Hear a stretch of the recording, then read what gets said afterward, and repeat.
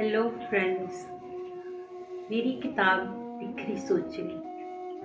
आप सभी से गुजारिश है कि वीडियो एंड तक देखिएगा। बीते लम्हे बने फसाना है। बीते लम्हे बने फसाना है और हमको तो चलते जाना है। याद करने से दिल ही दुखता है। याद करने से दिल ही दुखता है। बस है खोना, कुछ ना पाना है।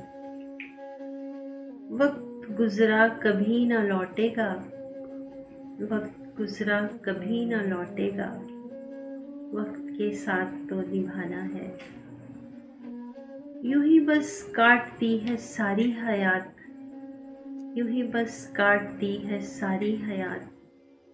क्या किसी को भी कुछ बताना है। अश्क रूबी न यूं बहाया करो। अश्क रूबी न यूं बहाया करो।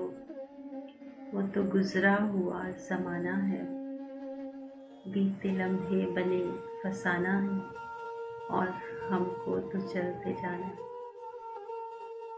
आपको अगर मेरे पिरोए हुए अल्फाज पसंद आ रहे हैं तो लाइक एंड कमेंट ज़रूर कीजिएगा, और अगर आप न्यू हैं तो सब्सक्राइब भी कीजिएगा और साथ ही बेल आइकन पे भी क्लिक करें ताकि आने वाली न्यू वीडियो आप तक पहुंच सके।